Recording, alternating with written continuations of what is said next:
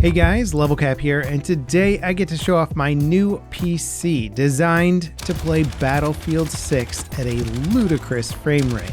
Like, I might have to buy a faster monitor just to play this game at the frame rates that this system is capable of. I'd like to give a massive shout out to Origin PC for sponsoring today's video and building this system for me. They've been my channel's longest running sponsor, and I've been gaming and editing on their machines for well over a decade now. Make sure to check the video description for a link to their website. Now, firstly, just to give you an idea of what my setup is, I'm playing the Battlefield 6 beta at 4K resolution on ultra settings with a few things turned off like motion blur and chromatic aberration. Also, at least according to the settings, frame gen is not turned on for this, so it's all real frames, and I was averaging around 200 FPS. That's right, 4K, ultra settings, 200 FPS. This speaks volumes to the raw horsepower of this PC, but also the optimization of Battlefield 6. And I'm willing to bet that lowering the visuals, I could probably get a frame rate much closer to 240 and then actually be able to use a 240 Hz display while playing at 4K, which honestly I didn't think would even be an option for me for a while, at least on a Battlefield game. But this new system combined with BF6 is making me rethink my options. The performance is just unreal, or should I say frostbite. Now, taking a look at this Millennium build featuring the new Prime case, it is absolutely gorgeous and also heavy AF, thanks in part to the massive water cooler inside and plethora of case fans. The case is an absolute tank, and Origin wired it immaculately. Inside we have the best of the best. We've got an AMD Ryzen 9950X 3D, which is actually a 16-core CPU. I went with the hybrid CPU, which actually is incredible for gaming as well, but it also can handle any of my workloads with its 16 cores and 32 threads. So compiling games such as C-Beams, the spaceship game that I'm working on, goes really fast. It also makes editing and rendering even faster. Ever since I became a YouTuber, I've always tried to build a system that strikes a nice balance between working and gaming, since I need to do both of those things on my main PC.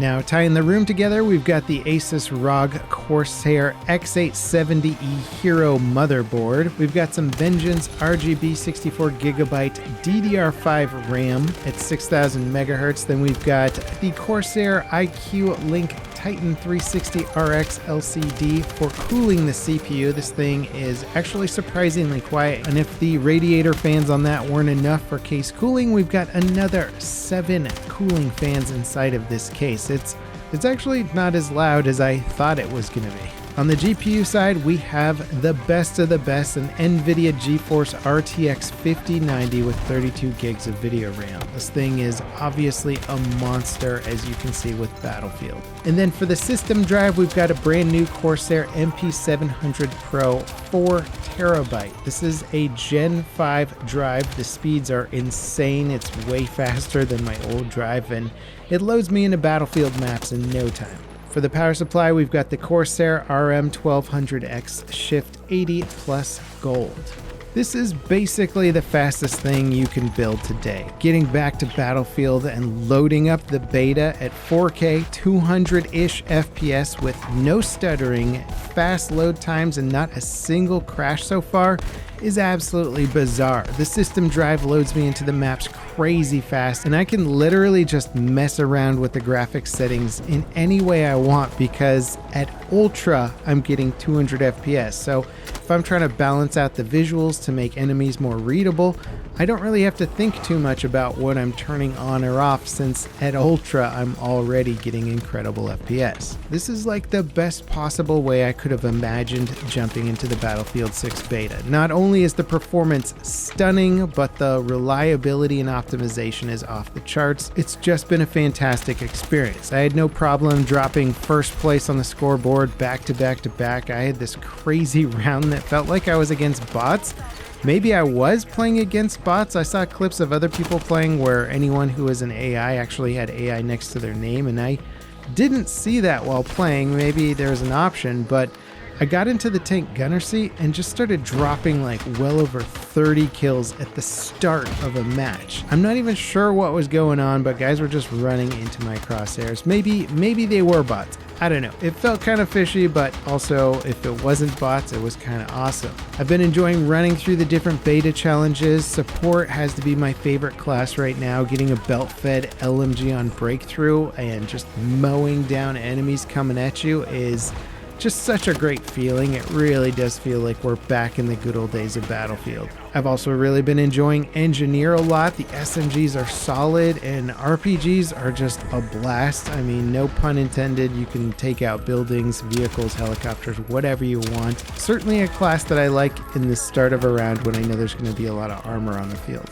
Now, of course, I had to fire up some of my other titles just to see what this system could do to the frame rate. Star Citizen, probably one of the least consistent games for benchmarking. I was able to get well over 100 FPS at 4K visuals as I dropped off a station over a planet. Now, granted, this FPS test was done in Arena Commander, which I felt was technically a better test in that we're not really CPU bottlenecked in Arena Commander. Once we switch over to the persistent universe, the game just becomes CPU bound, and the rest of the system, like the GPU, just doesn't really matter all that much in that circumstance. But still, the game looks amazing and runs as fast as you might expect this janky, upgraded Far Cry Lumberyard engine, Star Engine, whatever it is. Now, a game that probably a lot of you guys haven't heard of, but I've been playing a lot of recently, is called Bar, aka Beyond All Reason. It is a spiritual successor to Total Annihilation and more or less a limitless RTS. I made a map with dozens of AI commanders and just let them populate the entire map with their bases and units, and this system absolutely crushed it on performance. Only occasionally did I dip into the low hundreds at 4K resolution. And honestly, I'm not even sure how this game handles tens of thousands of units on screen at the same time.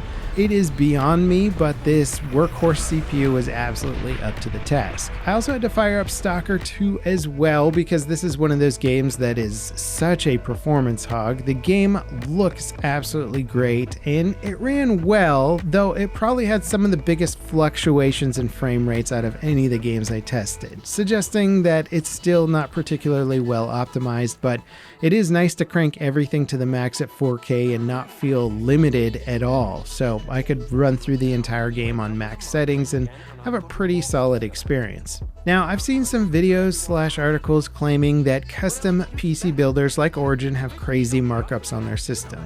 A metric that I think can be easily inflated by ordering these big custom water cooling setups that inflate the price due to all the additional labor required to set up a custom water cooling system. It kind of annoys me because I think a lot of that's done for the clickbaity headlines as opposed to showing you what a more realistic system might run you compared to a DIY system. And so I wanted to show you the price difference on the system that I'm running here. I went for a closed loop cooling system, which are way easier to set up than custom water cooling. They're very easy to install, and it's kind of what I always opt for because the performance is great. So I put this exact system build into Origin System Builder on their website, and it gave me back an order price of $5,859. An expensive system without question. However, when I gave this list of components to ChatGPT and asked it to give me an estimate on buying these parts online using popular retailers like Newegg and Amazon, ChatGPT gave me a DIY price of $5,270, less than a $600 price difference, which means that the fully built Origin PC that also comes with a 1-year warranty and 24-hour customer support has an 11% markup over building the entire thing yourself. Now, I've built probably 30 PCs over my lifetime, whether it's for myself, friends, family, and I gotta say, a small markup to get a guaranteed working system that's been tested before it was sent to you,